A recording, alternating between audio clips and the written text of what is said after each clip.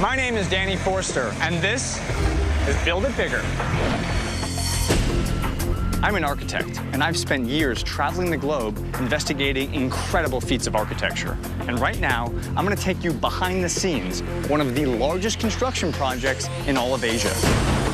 Singapore is reinventing itself. This small island nation is attempting to finish one of the most audacious buildings on the planet. It's the country's first casino, 3 skyscrapers, covering 9 million square feet, and topped off by an engineering masterpiece, the first ever Sky Park. Longer than 3 football fields, with gardens, swimming pools, and restaurants, all higher than the Seattle Space Needle. We're actually in the pool right now. We're in the pool. This is the view from the pool. Wow. It's pretty spectacular. That is amazing. To finish it, crews must perform some of the highest and heaviest lifts ever attempted. I mean, you're putting a piece of steelwork the size of an aircraft carrier on top of 3 towers. Tackle one of the largest paint jobs on the planet. You would never do this in America. And erect one of the longest cantilevers in the world. 200 feet out over nothing. Oh my God, that's enormous.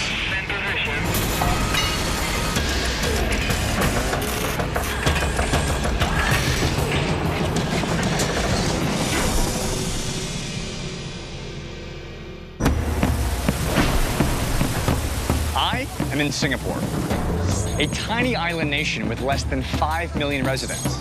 In fact, the entire country is smaller than all of New York City. Located at the southern tip of the Malay Peninsula in Southeast Asia, the main island of Singapore is both a city and a country, one of the most densely populated in the world. Culturally speaking, it's a somewhat strict and buttoned-up environment. Chewing gum, against the law. Insensitive behavior is punishable by fine. And if you're caught vandalizing a building, you quite literally get hit with a stick. But despite this conservative cultural backdrop, Singapore is attempting to reinvent its image by doing something totally surprising. They're going to open a massive casino. With no natural resources of its own, Singapore is risking $5.5 billion in hopes of cashing in on the gambling boom exploding across Asia. It's a pretty significant gamble because for Singapore, you've never had gaming before at this scale. You've never had a resort at this scale. Yes. You're taking a kind of a major leap. Yes, it's certainly a transformational project for Singapore. Where you hope to actually not just double, but triple. The tourism receipts. That's big. The centerpiece of this giant transformation, the Marina Bay Sands. One of the biggest and most expensive casino complexes in the world. Unlike any hotel and casino ever built. Rather than just being kind of a traditional hotel and casino that we might find in Vegas, instead, we have a museum, you have theaters, you have retail, you have a casino, massive convention center, 3 incredible hotels, and all of that capped by the first ever Sky Park. That is absolutely right. The Sky Park on the very top will become the icon of Singapore, we think. In a move that has never been done before, world-famous architect Moshe Safdie put a park across the top of 3 massive skyscrapers. An 1,100-foot-long urban oasis with tropical gardens and one of the longest swimming pools on Earth. All of it perched 55 stories above the ground. So, Brendan, how do you describe a Sky Park to people? I mean, it's just a fantastic structure. I've never seen anything like it. I mean, there's 3 55-story towers, and you're putting a piece of steelwork the size of an aircraft carrier on top of it. So it's quite a feat. And there's a park up there. There is. Well, there's more than that. There's observation decks and swimming pools and restaurants and all sorts of things. So it'll be a little city in itself. The biggest challenge for builders, lifting 7,000 tons of steel, which is more than the main span of the Brooklyn Bridge, on top of 3 650-foot-tall buildings. To get it up there, the team divided the structure into 14 large but more manageable segments. 6 form the bridges connecting the towers, and the other 8 make up the observation deck, which sticks out 218 feet from the end. And right now, crews are about to lift the second-to-last bridge segment, a massive 350-ton piece that will hang between towers 2 and 3. It's a little after 7 p.m., and on most job sites, it'd be quitting time, right? Folks would be going home. But here in Singapore, we're about to begin one of the most critical lifts in the entire project. That bridge segment right there, an over 356-ton chunk of steel, is about to get lifted up over 650 feet in the air. I mean, you know, in principle, this sounds crazy, right? Yes. I mean, we're actually taking a bridge, lifting it up, and putting it on top of 2 skyscrapers. Yes. This has never been done. Never done. So, I mean, you got to be a little bit nervous to get this thing up. Oh, definitely. Yeah. We have to get it right. Lifting this piece will take some of the strongest hoisting cables ever designed. Going up? All right, Solomon, up here? Yep. They get attached to the very top of the segment, 5 stories up. All right. And now, at long last, I'm on the top of the whole bridge segment, and you really get a sense of its length, because look at that. It spans all the way out between 2 full towers over 150 feet long. And here, this is what it's all about.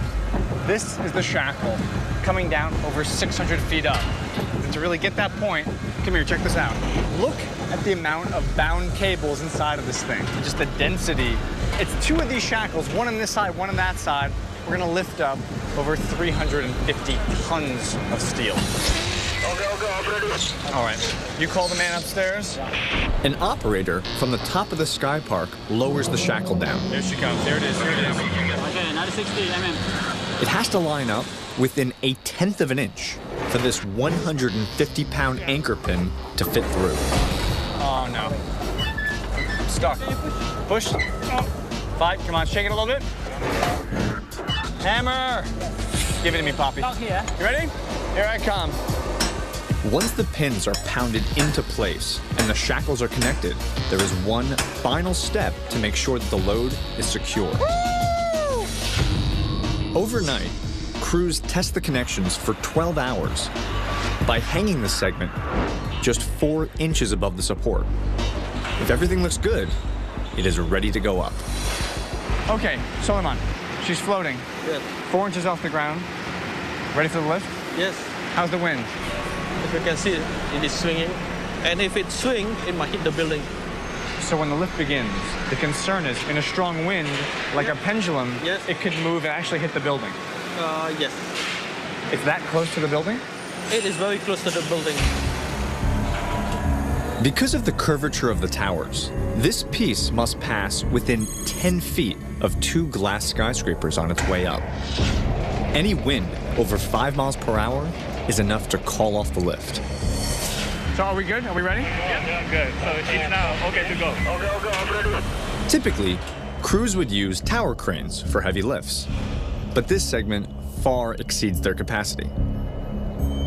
So instead, engineers are borrowing the technology from a different kind of construction, bridge building. Even the most powerful tower crane can lift about 20 tons. This thing weighs over 360, not an option. So they went with something called a strand jack. And to understand how it works, imagine 2 hands or clamps holding a rope. One hand locks the rope, the other brings the rope up, grabs the rope, goes back for more, brings up more rope, and so on and so forth. Strand jacks work on simple hydraulics. A bundle of 22 half-inch diameter cables passes through 2 clamps. The top clamp grips the strands and moves up almost 2 feet.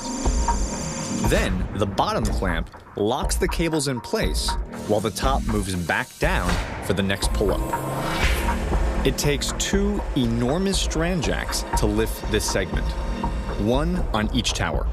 Combined, they could lift the Statue of Liberty. It's the first time that this technology has been used to make lifts this heavy from the top of a skyscraper. Tony? Danny. Welcome, Danny. Good to meet you. Good to meet you. Tony, where am I standing right now? Well, you're on the Sky Park. So this is kind of where the action is. This is where the pool is. Yep. Right where we are now is the second swimming pool. We're actually in the pool right now. We're in the pool. This is the view from the pool. Oh my God.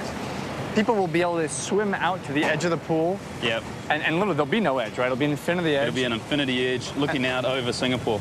Wow. It's pretty spectacular. That is amazing. And what's making all of this happen is this really just nasty-looking beam.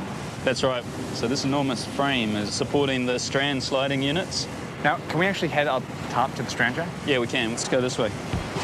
The strand jack sits on a temporary support structure that extends 30 feet out from the side of the tower. So, Tony, where we're walking right now, we're actually leaving the skyscraper below us and now heading out. We've just walked off the edge of the building. Beyond. So we're now standing perched out. There's no more skyscraper below us right now. There's no building below us. It's awkward. It takes almost 30,000 feet of cables to raise the segment, enough to cross the width of Manhattan. And if any of them get tangled, workers cannot lower the piece back down. So one of the most critical jobs on the site falls to the cable manning crew here at the highest point of the sky park. Okay, so I am now standing at the very top of the strand jack. And you know that because right here, this is it. This is the top of the cables. And what we're about to do, every 30 strokes, they stop everything, clamp the lift, and spray some lubricant inside to make sure everything moves real freely. Unfortunately, I'm getting tasked with that role right now, so what do you got, some WD-40 we're doing this with? Look at this guy. Why is this the most low-tech thing in the world? Okay, so now what we've done is we've taken the collar off, we've lowered the jack down, now we've exposed the cables to give us good access for some good greasing. Okay, Romley, how do you grease it up? Spray and pull out. Put in, spray, pull out. Go in, spray, pull out. You know, it's sort of humbling to have to climb up to this point, to have that behind you, to have to take a spray can like this, stick in, spray, pull out. Stick in, spray, pull out. Go in. These guys have to grease these cables once every hour for the entire night to get this segment up the final 500 feet to the very top of the sky park. Coming up, Hang on. a one-of-a-kind solution to fight Singapore's intense sun Whoa. puts up a fight of its own. I'm gonna pull you right outside of the basket.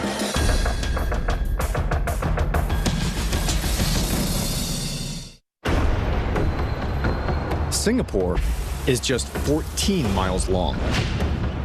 And with literally nowhere else to expand, this tiny island is increasing its footprint by actually filling in the sea, creating almost 1,000 acres of land on which to build an entirely new downtown.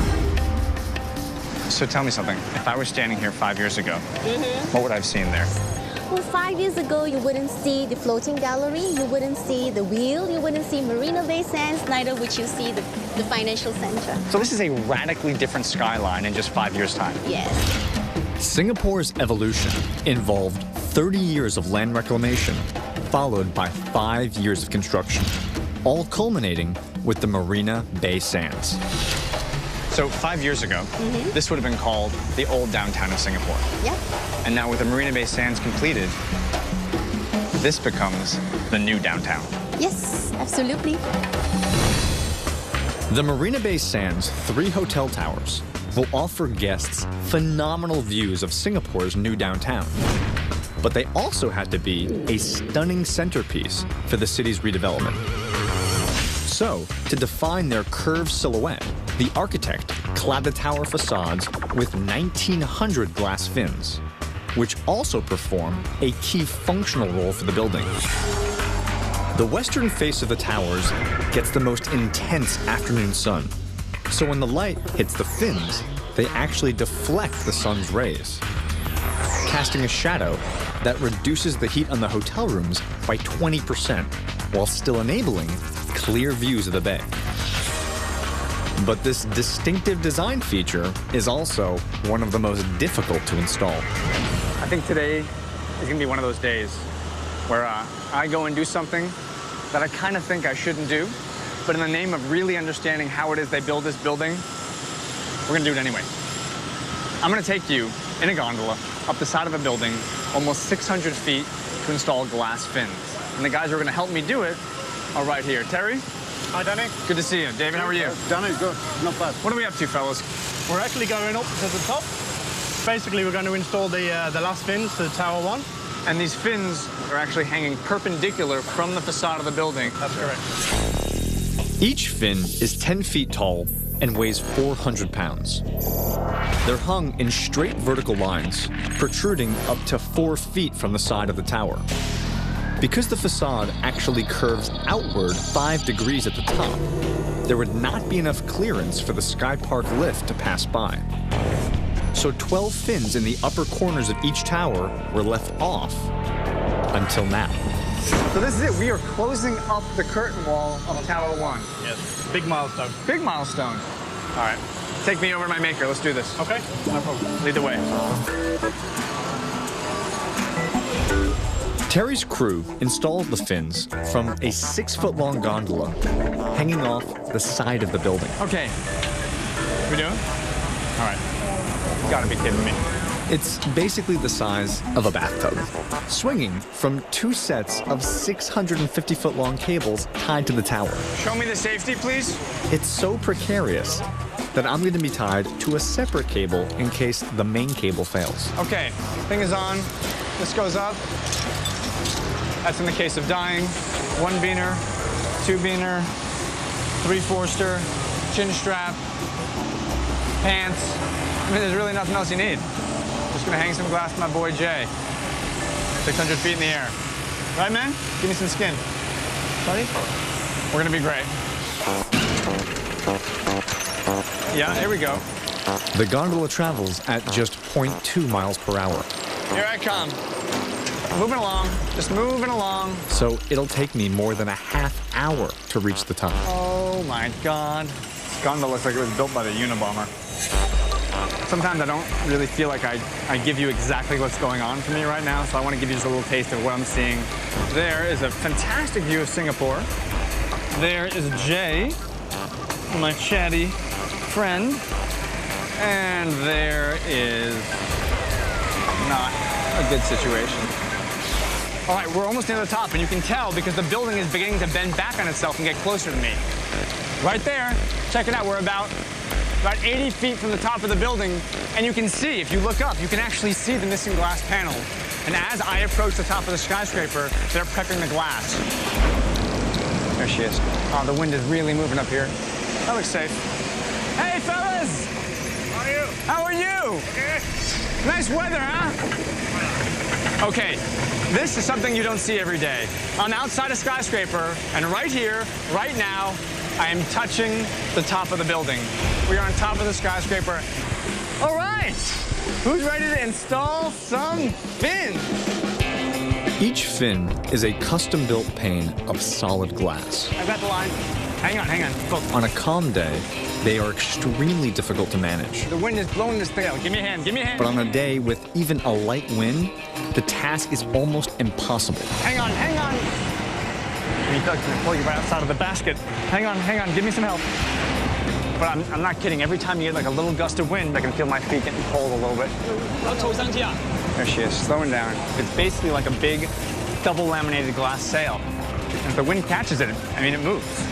Okay, let it come down a little bit more.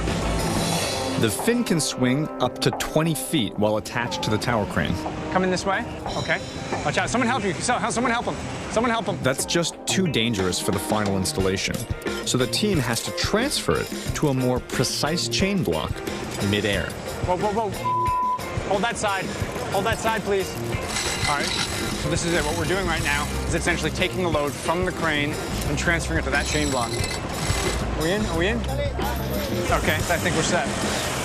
This is another one of these moments in my life where I say to myself as an architect, did you really need the fins? Did you have to have fins? Building would have been fine, you know? Okay, gondola down. Yep. The fins are designed to clip into each other at the bottom. Any day now, Jay. But here, at the very top connection on the highest fin, Oh boy, this is gonna be a nasty one. it gets locked to the building with bolts. Okay, Jay. 4 bolts.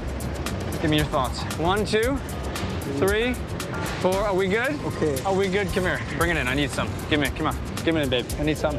There it is. Okay. That's right. Whew. 4 bolts, locked in, lined up. We, Jay, are done. Can we go home? Home. Home. That much he understands. Let's get out of here. Up next, building one of the longest and highest cantilevers in the world, jutting out more than 200 feet over nothing. Oh my God. That's enormous.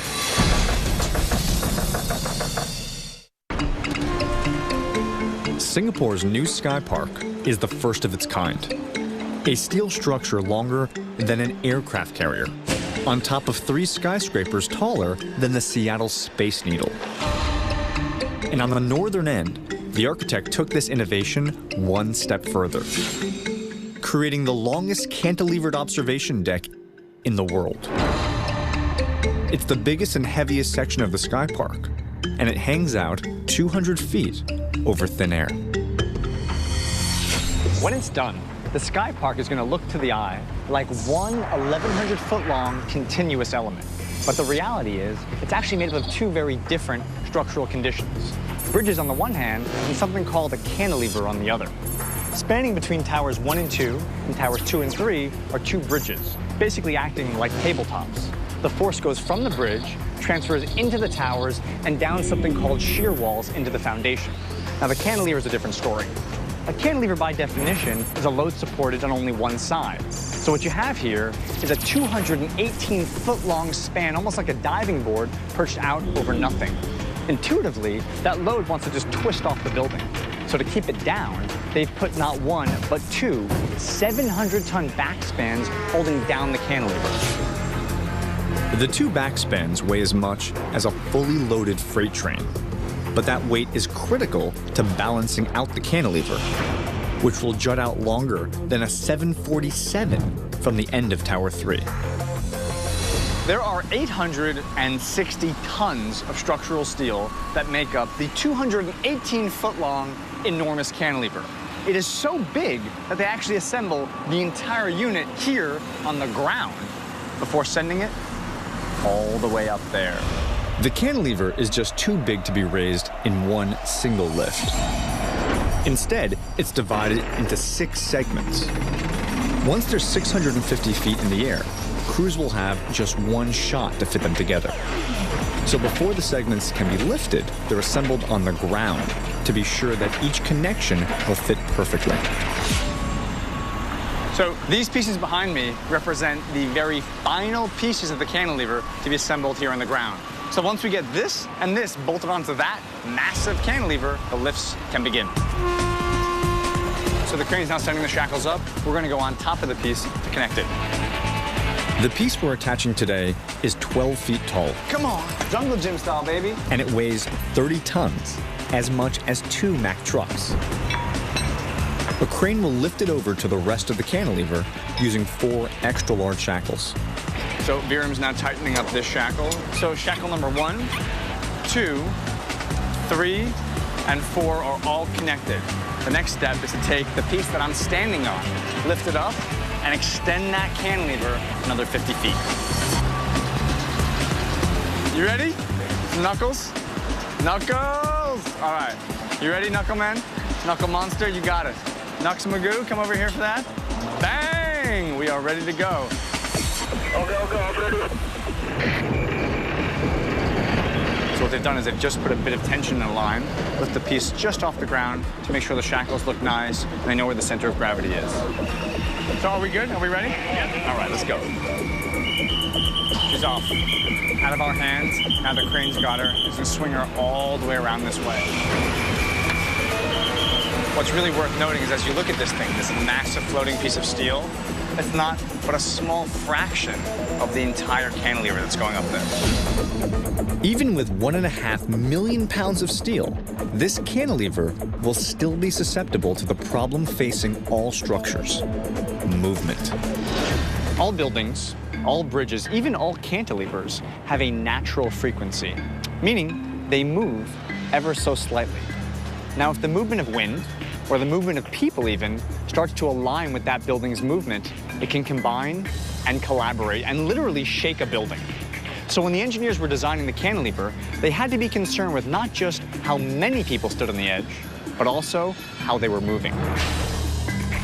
This cantilever has been designed to withstand wind and earthquakes, but its most dangerous threat could come at the hands of a DJ. Yeah, it's thousands of tons of structure up there, so you and me jumping about, it's not going to do very much. But if you get 100, 200 people all jumping up and down at the same frequency, then it can actually excite the cantilever and you actually start to feel it. Right. It would take hundreds of people dancing to the exact same motion. Yes. Like the Macarena. Yes, that's right. And believe it or not, our dynamics engineers have iPods with thousands of songs in them. No way. That actually have the frequencies of all of these songs. So, once we actually find out what the frequency is, in theory, you can say you can dance the Macarena, but you can't dance the bus stop or whatever else. That can't be true. Is that true? Yeah, that's right. So you're telling me that some engineer is doing intense load calculations and solving the fact that this thing can take the electric slide, but it cannot take the achy breaky heart. And they know that in advance, and it's been designed. More or less, yeah. Imagine the party, like if the party's going great, a big wedding, and all of a sudden someone puts on the Macarena and is like, no! Now that the piece has made its way over to the rest of the cantilever, the next major challenge is lining this giant segment up for attachment. So the piece is now literally sitting right on top of my head. And just imagine, on top of this incredible white long piece of steel will soon be a garden, a pool, and a dance party. Slowly guide it down. The thing incredible about lifts like these is that the first 99% happens almost instantly, and now it gets down to the details. Pushing it, pulling it a matter of inches, get all of these holes lined up, get the bolts in, and take the load off the crane. Once the piece is in place, the crews have to line up all 1,500 bolt holes. There are so many bolt holes. They'll connect about a third of them here on the ground to make sure everything fits together before liftoff, because there are no second chances once this piece is airborne. So this is how one fits into the next piece right here. You have these two plates on top, and they're sliding over top of the previous cantilever piece. Here it is, it's coming in, it's coming in. Once she's there, we'll put this pin in to lock the piece together so we can release the crane and move on. About 2 inches. Just about there, just about there. Okay? Yeah. Use the hammer. The pin secures this new piece to the rest of the cantilever, so bolting can begin.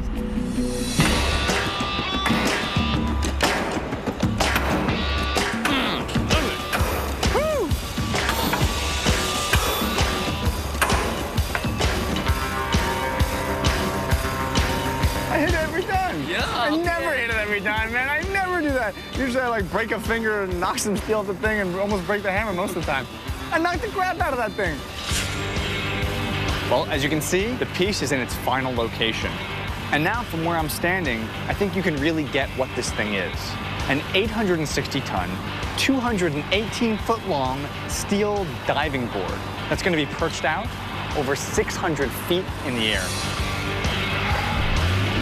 And coming up, a hotel like no other, with a lobby bigger than a cruise ship wrapped in glass. This is probably one of the most spectacular corridors I've ever seen. Correct. But first, what is the maximum number of people the Sky Park can safely hold at one time? The answer after the break.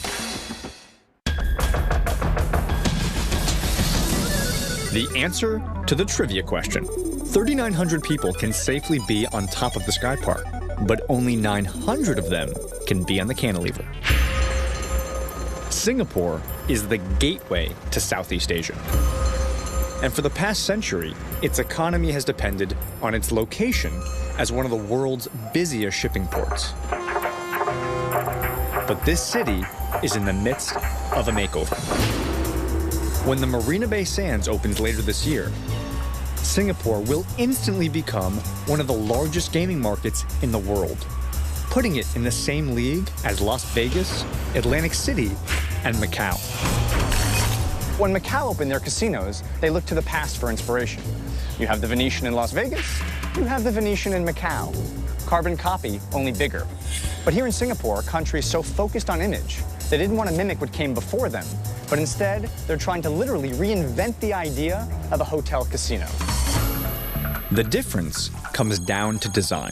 The typical casino model involves a giant gaming floor with a flashy attraction out front and a hotel connected in the back. But with the Marina Bay Sands, the architect actually separated the hotel from the casino and relocated the attraction on top in the form of a sky park. From my perspective, when I think of a hotel and a casino, I think of a ginormous casino, a tall hotel in the back, and basically not being able to check in and go to my room without passing a blackjack table or a slot machine. This doesn't follow that model.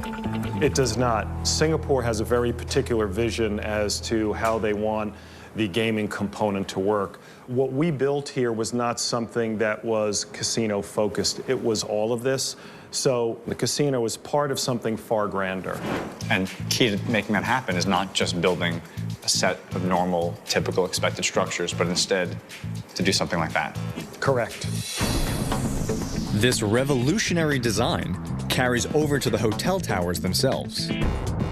To create a hotel lobby like nothing before, the architect actually split each building apart for the bottom floors, creating one long tapered space linking the three separate towers together. The three hotel towers are all connected by one long continuous atrium. And that atrium is covered in glass. This massive 9-foot-long panels that we're about to take from down here and install right up there. 3,500 individual panels will hang throughout the atrium, transforming this space into one 850-foot-long tube of daylight. So Terry, once the scaffolding comes down behind that glass, this whole chamber is going to be just awash in light. Yes, that's correct. And these spaces literally link all three hotel towers and let you look from one end of the building all the way down to the far end. That's correct. So this is more than just a kind of connective hallway from one hotel to the next. It's not just a corridor. This is not a corridor. No. And if it is, it's probably one of the most spectacular corridors I've ever seen. Correct. The atrium glass is a key part of the tower design, but it also plays an important functional role in sealing up the building. With hotel guests arriving in just 6 months, the delicate job of hanging all that glass needs to happen quickly.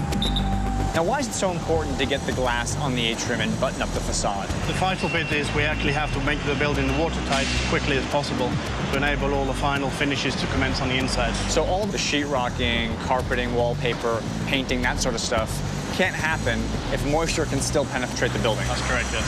So today we are going to be headed, where, up there? We're going up to the top and we'll be installing the top piece of the glass. So we have a big task ahead of us. Either way. To finish the atrium on schedule, Terry's team has to install 200 panels a day, about 5 every half hour. So here the guys are, they're just getting the glass ready. A task requiring 8 international Hello, teams sir. of glazing specialists. I'm White. Why? Nice to meet you. Nice to meet you. Yeah. So why, you're one of the installers? Yes. And you've been installing glass how long? Over 10 years. My experience is over 10 years. Your experience is over 10 years. Yeah. My experience is almost 10 minutes. 10 minutes. 10 minutes? 10 minutes. So this is going to be a very good team. Yeah. You and me together. Master and apprentice. Are you ready? Yeah. I am ready. Let's get there. Let's do this. Yes. Let's hang some glass. Why and Danny? Why? Because they said so. Let's do it, why? We're installing the 3rd highest panel in this section of the atrium, more than 100 feet from the ground. Safety harness? Why? I want you to be safe the whole time. In addition to Y and me, it'll take 10 other workers to install this 550-pound panel. The crew on the ground applies suction cups to the glass and then sends it up on an electric hoist to meet the crew in the air. Here it comes, check it out.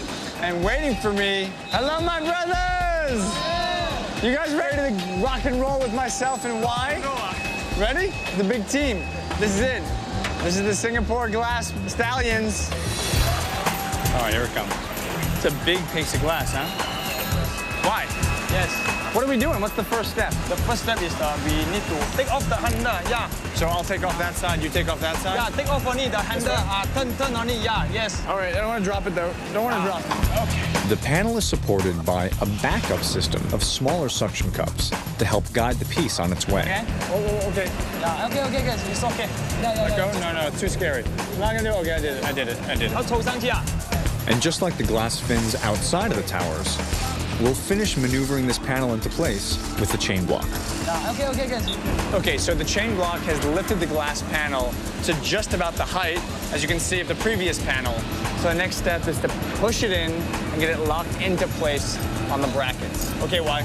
Should we bring her in? Yeah, the last one. The interior work for the hotel cannot get started until all the atrium glass is hung and the lobby is watertight. I'm pushing, why? So to speed up that process, 20 attachment brackets come pre-installed on the atrium wall frame. They sit horizontally so the glass can slide into place. There we go. And then we'll turn them vertically to lock the panel to the building. Do I need the screwdriver? No, you use the power tools.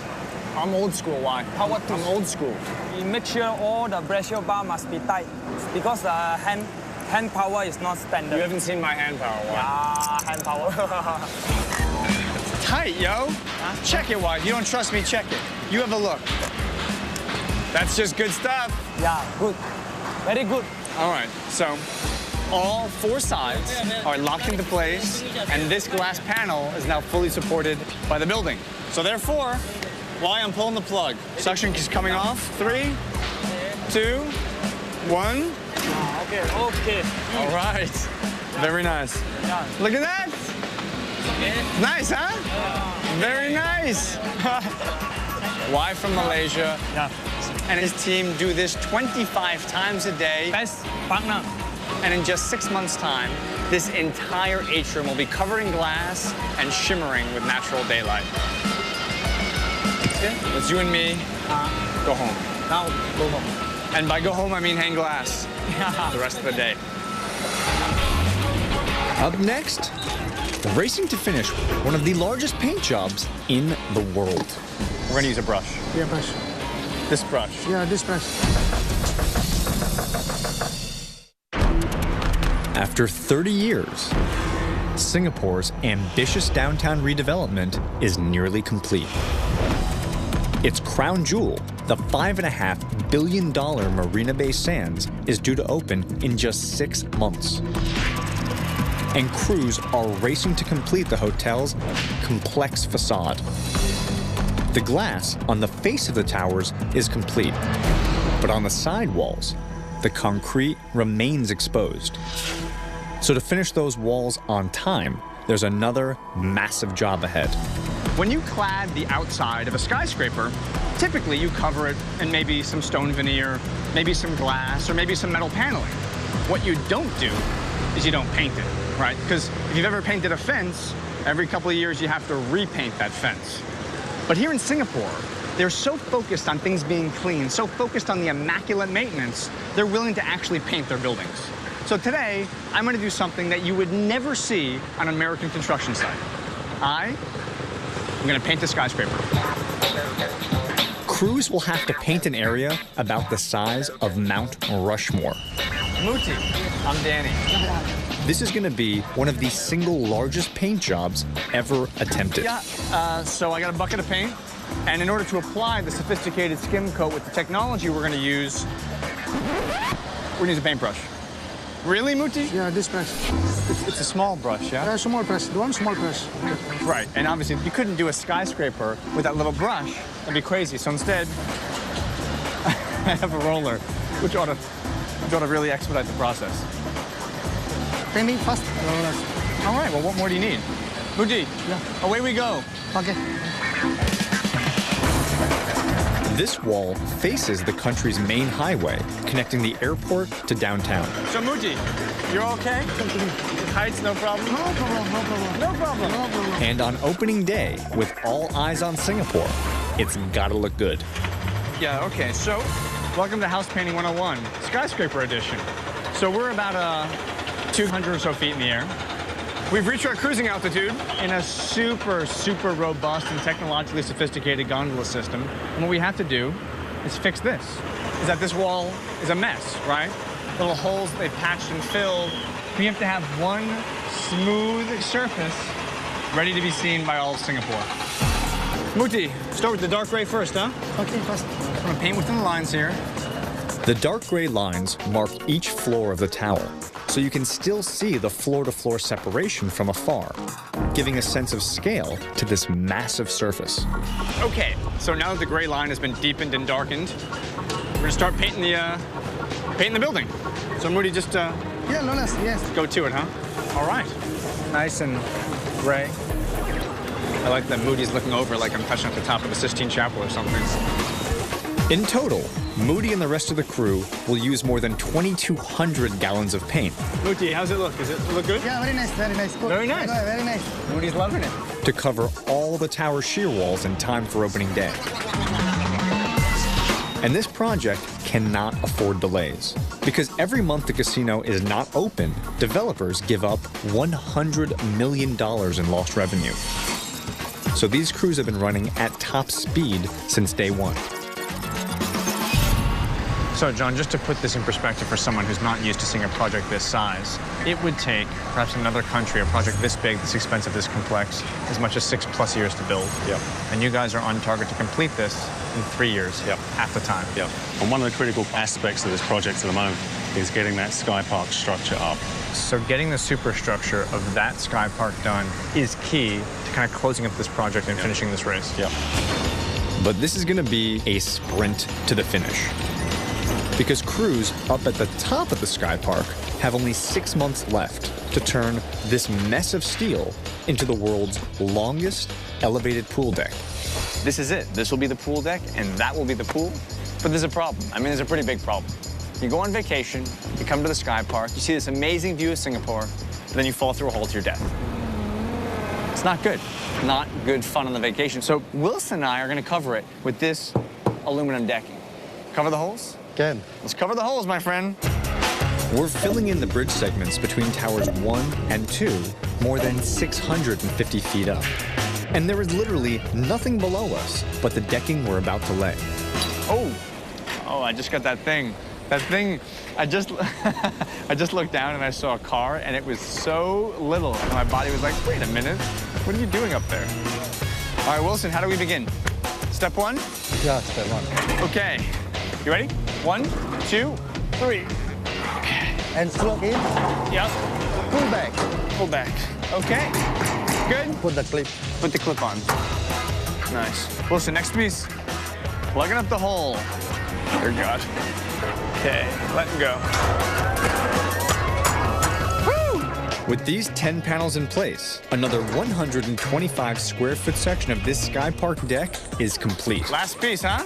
3. Wilson and the rest of the crew will have to lay down 300 panels a day Wilson, victory! in order to have the entire Sky Park ready for opening day. Wilson, Yes. when the Sky Park is done, people will be swimming right there, Yeah, correct. dancing on that cantilever, Yes. having dinner in that restaurant. Yes. But we're not done yet, are we? Yeah. Come back in 6 months, check out this Sky Park. Me and Wilson will be having a cocktail and enjoying this ridiculous, incredible view. You're buying though, right? Yeah, correct. All right, cool. Wilson's buying, so it's all good. When the Sky Park is complete and the Marina Bay Sands opens, Singapore will join the ranks of the world's top gaming destinations and fulfill a 3-decade-long quest to reinvent a nation. You know, for me, the moment when a building actually becomes a piece of architecture is when it transcends its function. So what I mean is, think of the Empire State Building. It's not just about the people who work inside of it, but it's really about the spirit of New York City. The Marina Bay Sands is a project with a hotel and a convention center and a casino. But in reality, the sum is greater than the individual parts. This is a project where an architect, an engineer, an owner, and a government have all come together to literally try and reinvent the face of a nation. And I think if you come back here in about a year's time, that postcard picture you take of Singapore is going to look a lot like that.